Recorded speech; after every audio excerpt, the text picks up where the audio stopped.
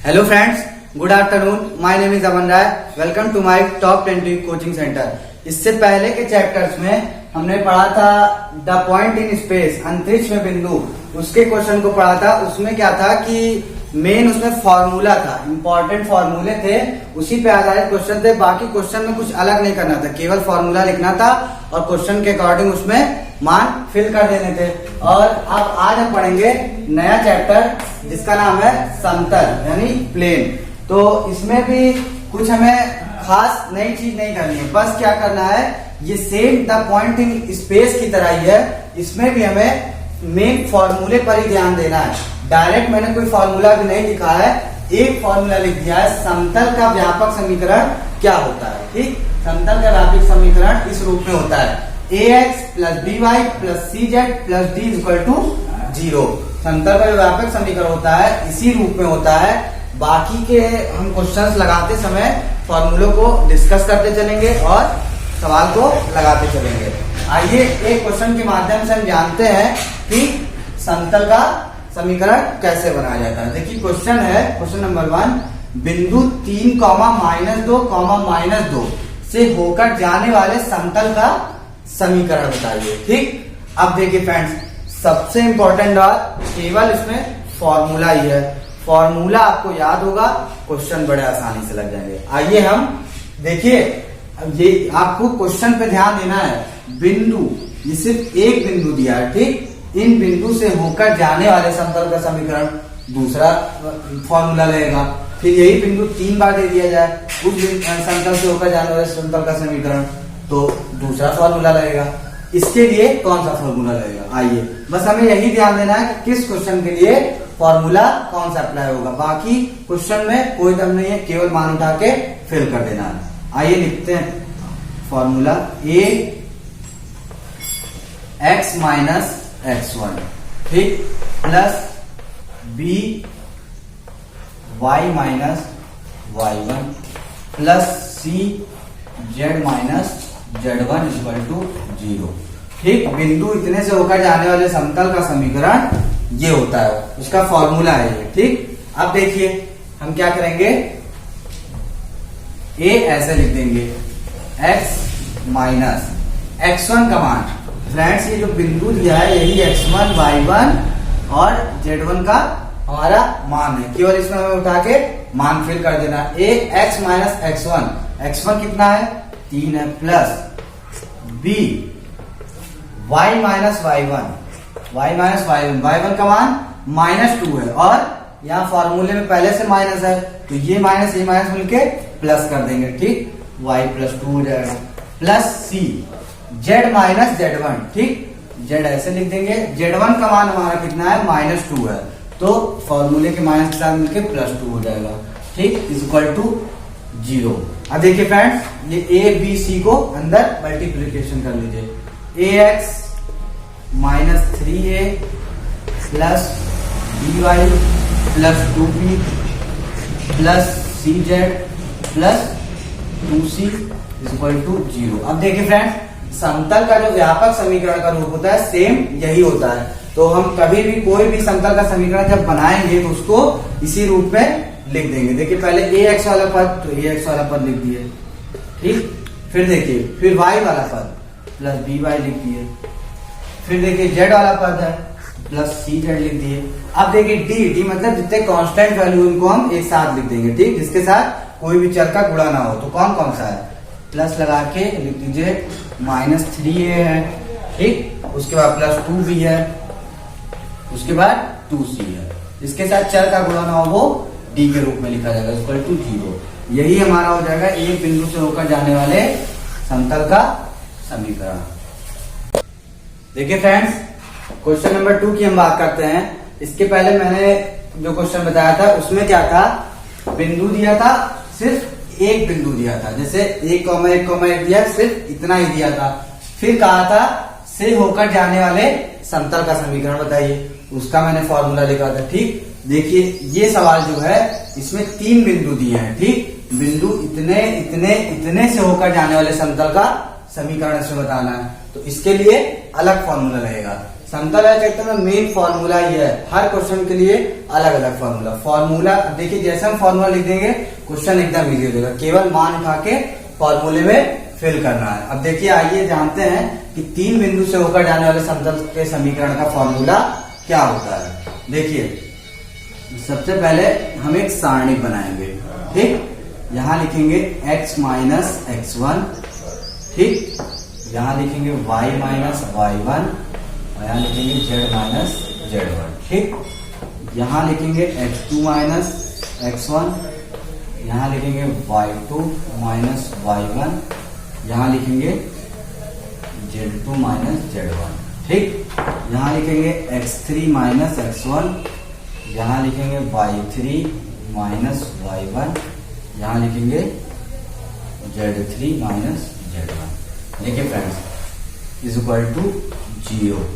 3 बिंदु से होकर जाने वाले समतल के समीकरण का फॉर्मूला यही होता है। अब देखिए फ्रेंड्स, अब सवाल एकदम इजी है, हमें कुछ नहीं करना है, सिर्फ यहां से सब x1 y1 z1 का मान उठा के यहाँ पे फिल कर देना है।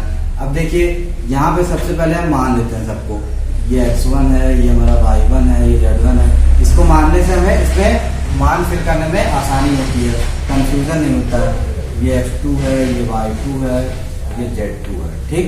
इसको मानते हैं ये x3 y3 और z3। अब देखिए फ्रेंड्स, अब हमें कुछ नहीं करना, ध्यान से सिर्फ सबका मान रखते चलना है। देखिए x माइनस x1 हमारा क्या है 1 है, ठीक। देखिए y माइनस y1 हमारा क्या है 1 है, ठीक। फिर क्या है z माइनस z1 हमारा क्या है 1 है, ठीक। अब देखिए x2 माइनस x1 हमारा कितना है 1 और माइनस x1 यानी 1 माइनस 1, ठीक। फिर क्या है y2 माइनस y1 हमारा क्या है -1 है और उसके बाद y2 माइनस y1 -1, ठीक। फिर क्या है z2 माइनस z1 क्या है 2 और z1 1 है, 2 माइनस 1, ठीक। अब देखिए अब x3 माइनस x1 हमारा कितना है -2, ठीक। माइनस x1 कितना है -1, ठीक।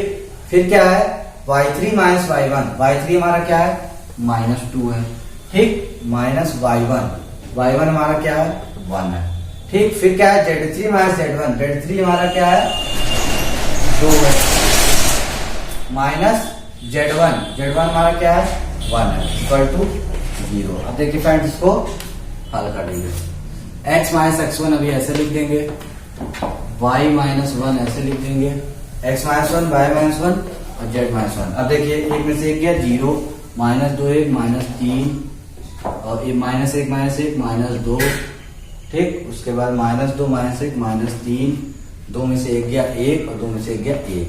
अब देखिए फ्रेंड्स, अब हमें क्या करना आना चाहिए, सिर्फ सारणिक को हल करना आना चाहिए। आइए यहाँ पे सारणिक हल करते हैं, ठीक। देखिए इस वाले कॉलम से हम हल करेंगे। देखिए सबसे पहले x माइनस 1 को लेंगे। देखिए फ्रेंड्स, सारणिक अगर आपने पढ़ा होगा पिछले सेमेस्टर में तो यहाँ प्लस होता है, यहाँ माइनस होता है, यहाँ प्लस होता है, यहाँ माइनस प्लस माइनस और यहाँ प्लस माइनस प्लस, ये चिन्ह होता है। आइए अभी बताएंगे आपको हम कि ये कहाँ पे यूज होता है। देखिए x माइनस 1 तो ये हम प्लस के साथ लेंगे सबसे पहले, x माइनस 1, ठीक। अब देखिए जिस भी पद को हम लिए हैं वो वाला कॉलम और वो वाला रो पूरा गायब कर देंगे, यानी ये पूरा चला जाएगा और ये पूरा चला जाएगा। बचा क्या 1 2 3 4, यही 4 बचा, ठीक। इसमें अब हम क्या करेंगे, क्रॉस मल्टीप्लाई कराएंगे, 1 दूनी -2, ठीक। 1 दूनी -2, फिर बीच में चिन्ह लगाएंगे माइनस का, ठीक।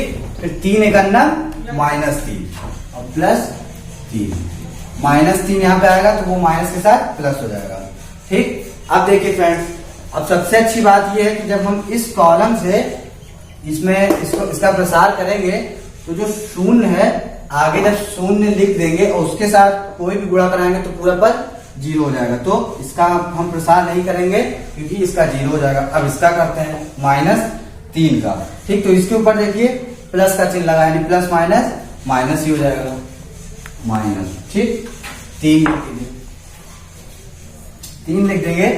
तो उसके बाद देखिए मैंने बताया कि जो पद हम लेंगे वो रो और वो कॉलम पूरा गायब हो जाएगा। तो अब ये वाला लिए, इसका जो कॉलम है ये पूरा गायब कर दिए और रो गायब कर दिए, यानी हमारा क्या बचा, ये गया और ये गया। इसका गुणा हम इससे करेंगे और इसका गुणा इससे करेंगे, ये 4 पद बचा। ठीक, तो आप देखिए सबसे पहले क्या करेंगे, y-1 का गुणा 1 से करा दीजिए, y-1 का गुणा 1 से करा दीजिए, फिर माइनस का चिन्ह लगाएंगे। फ्रेंड्स ये मेथड है हमारा, माइनस का चिन्ह लगाना पड़ेगा। उसके बाद देखिए -2 का गुणा z-1 से, तो ये -2 इससे +2 हो जाएगा और z-1 से गुणा करा देंगे। ठीक, अब आइए, अब हमको क्या करना है, सिर्फ गुणा करते चलना है, इक्वल टू 0 भी चलेगा। फ्रेंड देखिए 3 में से 2 गया, 1 का गुणा x-1 से होगा तो x-1 ही आ जाएगा, इसका काम था वहां -3।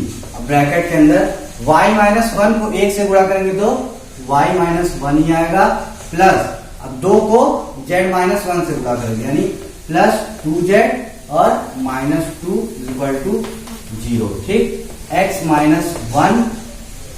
ठीक, अब ये देखिए 3 का गुणा इसमें कराते चलेंगे, -3y + 3 और 3 दूनी -6z और 3 दूनी +6 = 0। अब देखिए, अब हम समतल का समीकरण का जो व्यापक रूप लिखे थे इसके पहले वाले क्वेश्चन में, सेम उसको उसी तरह लिख देंगे। पहले x वाला पद लिखेंगे x, फिर y वाला पद -3y, फिर z वाला पद -6z। अब कांस्टेंट, तो देखिए कांस्टेंट पद क्या है, -1 है और 3 है, 3 में से 1 गया, 2 बचा और फिर ये 6 है और 6 2 8 हो जाएगा, +8 = 0।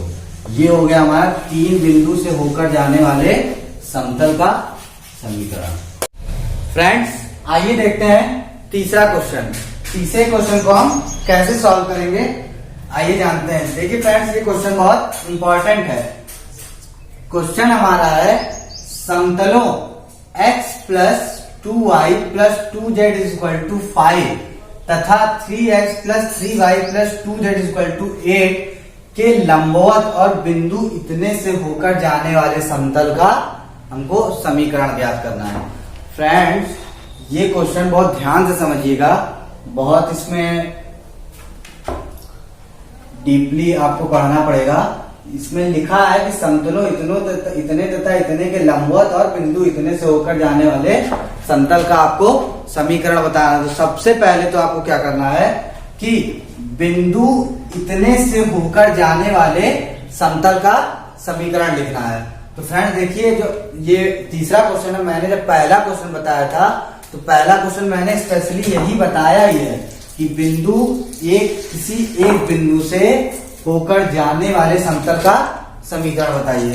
उसका फॉर्मूला क्या था friends, a × x - x1 plus b × y - y1 plus c × z - z1 ठीक = 0। एक बिंदु से होकर जाने वाले समतल का समीकरण यही होता है। देखिए इसी बिंदु से होकर जाना है, इसी को हम क्या मान लेंगे, x1 y1 और z1 मान लेंगे। ठीक, देखिए फ्रेंड x1 y1 और z1 हमने उसको मान लिया। अब यहाँ पे एक बिंदु से होकर जाने वाले समतल के समीकरण के फॉर्मूले में x1 y1 और z1 का मान हम फिल कर देंगे। तो देखिए a x - x1 का मान कितना है, -1 है। ठीक, तो यहाँ पे प्लस हो जाएगा, प्लस b y - y1 का मान कितना है, 3 है, तो यहाँ पे 3 लिख देंगे, प्लस c z - z1 का मान कितना है, 2 ठीक = 0। अब देखिए फ्रेंड्स ये हमारा क्या हो गया कि एक बिंदु से होकर जाने वाले समतल का समीकरण, इसको हम मान लीजिए इक्वेशन 1 मान लेते हैं। ठीक, अब इसको हम ऐसे छोड़ देते हैं। अब देखिए फ्रेंड्स ध्यान दीजिएगा कि ये कह रहा है कि समतलों इतने तथा इतने के लंबवत और बिंदु इतने से होकर जाने वाले समतल का समीकरण, यानी जो समतल है वो इन जो बिंदु इतने से होकर जाने वाले समतल का समीकरण, यानी जो समतल है वो इन दोनों समतलों पर क्या है, लंबवत है। यानी बिंदु इतने से होकर जाने वाला समतल जो है वो इन दोनों समतलों पर लंबवत है। तो बिंदु -1,3,2 से होकर जाने वाले समतल का समीकरण क्या है, ये है। यानी उतने बिंदु से होकर जाने वाला समतल यही है और ये क्या है, इन दोनों पर लंबवत है। अब देखिए फ्रेंड्स, अब सबसे पहले हमको क्या देखना है कि लंबवत होने का प्रतिबंध क्या होता है। जब समतल लंबवत हो तो उसका प्रतिबंध होता है A1 A2 plus B1 B2 plus C1 C2 equal to 0। ठीक फ्रेंड, देखिए लंब होने का प्रतिबंध यही होता है। आइए हम लिख देते हैं, लंब के प्रतिबंध से, ठीक, लंब के प्रतिबंध से। तो लंब होने का प्रतिबंध तो फ्रेंड्स यही होता है। और फ्रेंड्स एक बात और ध्यान देने वाली है कि ये जो यहाँ पे A1 A2 B1 B2 जो ये दिया है, ये क्या है, इनके समतल का जो समीकरण उनके दिक् अनुपात है। ये सब दिक् अनुपात है। ठीक, किसका किसका दिक् अनुपात है, जो A1 A2 यानी दो समतल का समीकरण होगा ना, एक वो जो कि नीचे होगा, दूसरा वो जो लंबवत होगा। एक उसका दिक् अनुपात है और एक जो लंबवत होगा उसका दिक् अनुपात है। तो देखिए फ्रेंड्स, सबसे पहले हम क्या जानेंगे, जो हमारा दिक् अनुपात का रूप होता है वो ऐसे होता है कुछ, LX plus MY plus NZ ऐसे करके होता है। ठीक, तो देखिए जो इसका गुण, ये जो L है यही यहाँ A1 A2 का काम कर रहा है। तो देखिए फ्रेंड्स एक बात ध्यान दीजिए, जो X Y Z का गुणांक है वही तो दिक् अनुपात है। यानी इसका जो गुणांक है 1, ठीक, ये दिक् अनुपात है। इसका जो गुणांक है 2, ये भी दिक् अनुपात है और ये भी दिक् अनुपात है। ठीक, ये तीनों दिक् अनुपात है। और सेम इस समतल में आ जाइए तो इसमें भी जो ये A है, देखिए X के साथ जो गुणांक होगा वही दिक् अनुपात होगा। ये B जो है ये दिक् अनुपात है, ये C जो है ये दिक् अनुपात है। अब देखिए लंब होने का प्रतिबंध हमारा क्या कह रहा है, A1 A2 plus B1 B2 plus C1 C2 equal to 0। यानी जो दोनों समतल एक दूसरे के लंबवत हैं उनके दिक् अनुपातों का गुणनफल इक्वल टू 0। सिर्फ आपको इतनी बात जाननी है, दोनों दो समतल जो हम लेंगे एक दूसरे के लंबवत है तो शर्त के अनुसार दोनों के दिक् अनुपातों के गुणनफलों का योग करके इक्वल टू 0 कर देंगे, वही हमारा प्रतिबंध हो जाएगा। अब देखिए हम सबसे पहले क्या करेंगे कि ये समीकरण लेंगे। ठीक, इसका दिक् अनुपात A B और C हो गया और फिर हम ये समीकरण लेंगे। ठीक, इन दोनों से एक इक्वेशन हमको बनाना है, दोनों के दिक् अनुपातों को इसी के हिसाब से रखते चले जाएंगे। ठीक, अब देखिए सबसे पहले क्या करेंगे, A का गुणा 1 से, A1 A2 है ना, तो A का गुणा पहले 1 से। A क्या है, इसका दिक् अनुपात है और A1 इसका दिक् अनुपात है मान लीजिए, और A2 इसका दिक् अनुपात है। तो A का गुणा 1 से तो A हो जाएगा। ठीक, प्लस इसका दिक् अनुपात 2 ले लिए, इसका दिक् अनुपात B ले लिए। ठीक, प्लस देखिए इसका दिक् अनुपात 2 ले लिए और इसका दिक् अनुपात C ले लिए। ठीक, A plus 2B plus 2C equal to 0। देखिए एक प्रतिबंध हमारा ये पूरा हो गया। अब इसको मान लेंगे हम समीकरण नंबर 2। ठीक, अब देखिए फ्रेंड्स, अभी इन दोनों समतलों को लिए हैं, अब क्या करेंगे, इसका काम हो गया। अब इस समतल को उठाएंगे, अब इसमें भी यही लंब का प्रतिबंध सेम लगाएंगे, दिक् अनुपातों को गुणा करेंगे। देखिए इसका दिक् अनुपात A हो गया, इसका दिक् अनुपात 3 है, 3 का गुणा A से 3 है।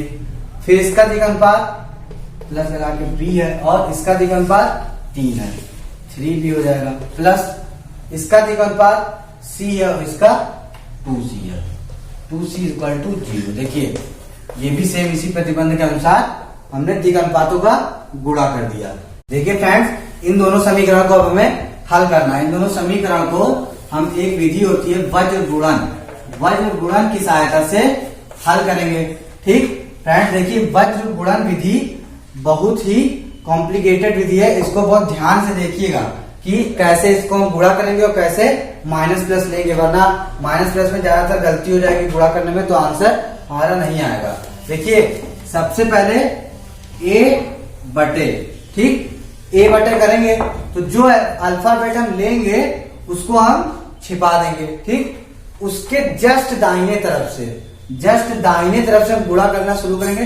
फ्रेंड देखिए हमें यही बात ध्यान रखनी है, अगर इसको हम छुपा दिए और ऐसे ऐसे ऐसे से गुणा करने लेंगे तो वो गलत हो जाएगा। जस्ट दाहिने तरफ से ऊपर से नीचे की ओर ऐसे गुणा करेंगे। आइए देखते हैं। देखिए इसको छुपा दिए, जस्ट दाहिना क्या है, बी वाला पद है, उसके गुणांकों को देखिए, 2 का गुणा 2 से, 2 दूनी 4 लिखेंगे, ठीक।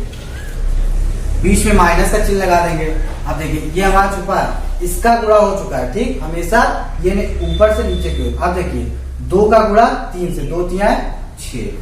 देखिए अब बराबर बी अपॉन करेंगे, जिसके बटे में करेंगे वो गायब कर देंगे। अब देखिए बी वाला पद गायब करेंगे, ठीक।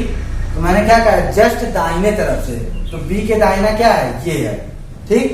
बी के दाहिने तरफ ये है, तो 2 का गुणा 3 से, 2 3 6 हो जाएगा, ठीक। ये हमारा छिपा 2 3 6 तो हमारा हो गया। अब ये 2 का गुणा 1 से, 2 का नाम 2, माइनस लगा के 2 इक्वल टू, अब सी के बटे में करेंगे, ठीक। फ्रेंड्स अब सी के बटे में करेंगे तो इसमें भी जस्ट दाहिना ही लेंगे, लेकिन यहां आ जाएंगे फिर, ठीक। इस तरफ से ऐसे नहीं गुणा करेंगे, यहाँ डायरेक्ट हम पहले वाले पद पे फिर आ जाएंगे, ठीक। अब देखिए 1 का गुणा 3 से, 3 हो जाएगा, फिर 3 का गुणा 2 से -6 हो जाएगा।